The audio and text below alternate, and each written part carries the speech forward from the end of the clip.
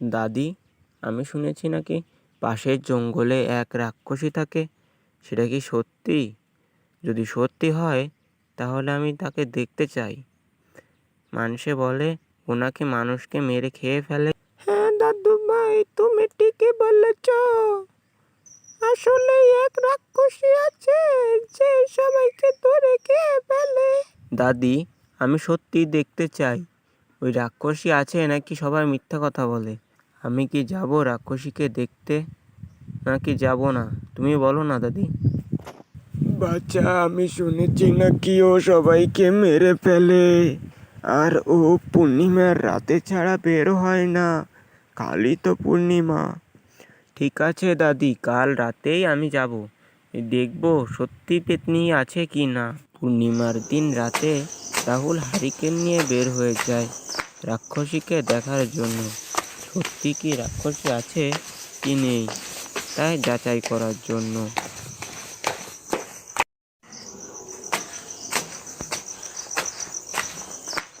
আর কত হাঁটবো?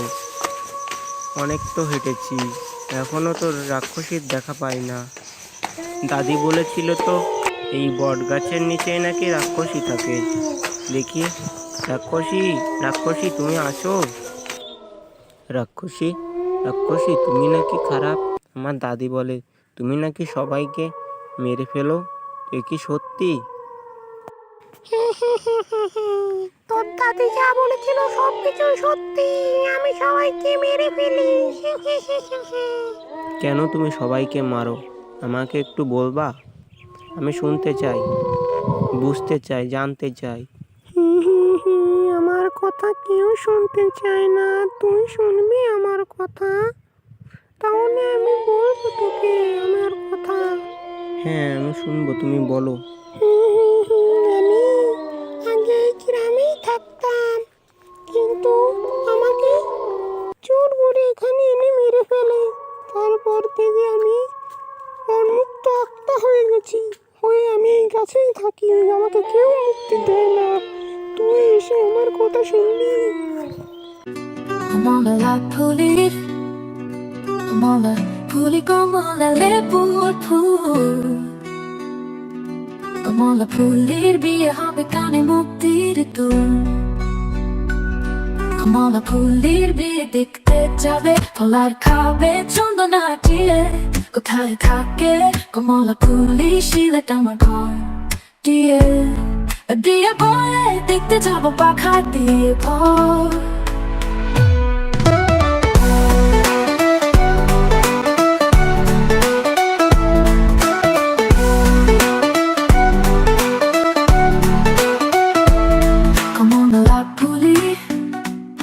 কমলা ফুলি কমলা লেবুর ফুল, কমলা ফুলির বিয়ে হবে কানে মুক্তির দুল। কমলা ফুলির বিয়ে দেখতে যাবে, ফলার খাবে চন্দনা দিয়ে। কোথায় থাকে কমলা ফুলি? সিলেট আমার ঘর দিয়ে। বলে দেখতে যাবো পাখায় দিয়ে ভর। অনেক অনেক দিন আগের কথা। চন্দনপুর নামে একটা গ্রাম ছিল। সেখানে বাস করত এক কৃষক, নাম তার সুজন। সুজন ছিল অনেক ভালো মনের মানুষ, কিন্তু সুজনের বউ ছিল অনেক বদমেজাজি।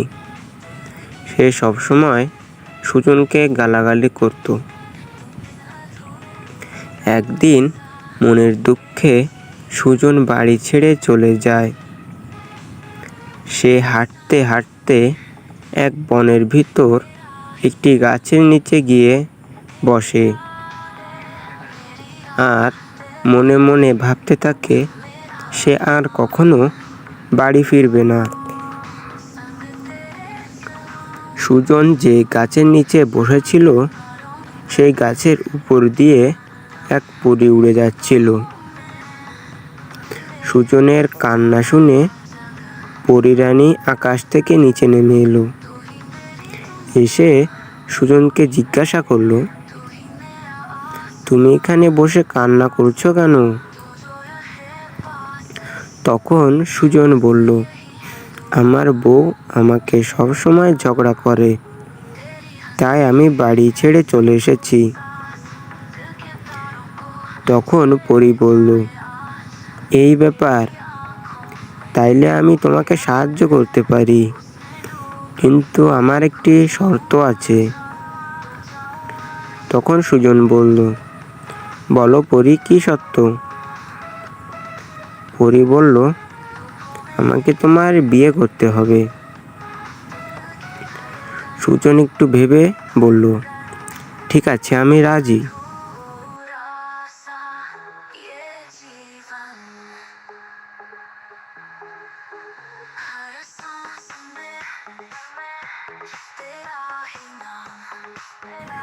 তখন পরী তার মন্ত্র বল দিয়ে সুজনের বউকে একটি পাখিতে পরিণত করলো।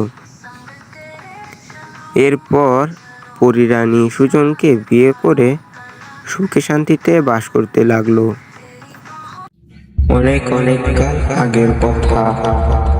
এক ছিল গভীর জঙ্গল। সেখানে থাকতো এক নির্ভয় বাঘ, নাম তার রুদ্র। শক্তিশালী আর ভয়ঙ্কর। সেই জঙ্গলের পাশেই ছিল এক ছোট্ট গ্রাম। সেখানে থাকতো শান্ত স্বভাবের গরু, নাম তার গোলাপ।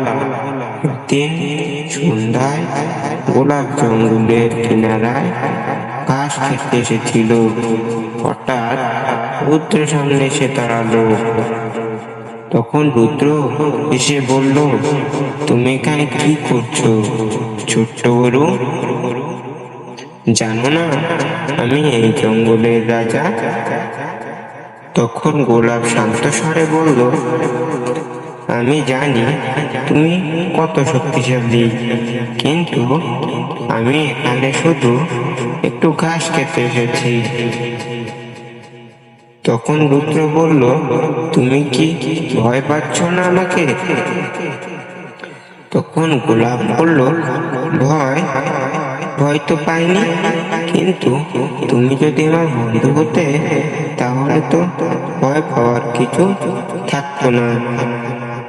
তখন রুদ্র এসে বলে, বন্ধু, আমি অনেক হিংস্র জন্তু, আর তুমি গ্রামের শান্ত প্রাণী, আমরা কিভাবে বন্ধু হব? গোলাপ তখন বন্ধুত্বে শক্তি আর দুর্বলতা দরকার নেই, দরকার বিশ্বাস আর ভালোবাসায়। তখন রুদ্র কিছুক্ষণ চুপ করে থাকলো। সে এতদিন ভাবতো ভয় দেখিয়ে সবাইকে নিয়ন্ত্রণ করা যায়, কিন্তু এই গরুটি ভিন্ন। সে ভয় পাচ্ছে না এবং বন্ধুত্বের কথা বলছে। পরের দিন থেকে রুদ্র আর গোলাপ প্রতিদিন দেখা করতে লাগলো। রুদ্র তার শিকার করা খাবার থেকে গোলাপকে ফল এনে দিত, আর গোলাপ গ্রামের কাছ থেকে নিয়ে আসতো তার মাংস। তাদের বন্ধুত্ব ধীরে ধীরে গভীর হতে লাগলো।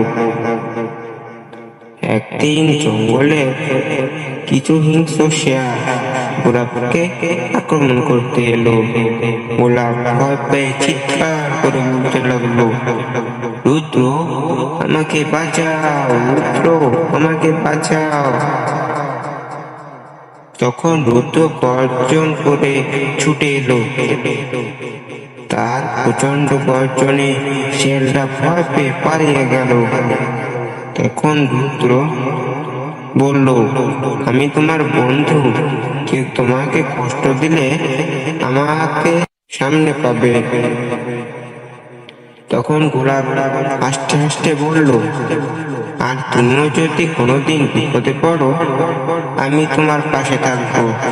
এভাবেই এক বাঘ আর এক গরু অসম্ভব মনের হওয়া বন্ধুত্বে সত্যি হয়ে উঠল।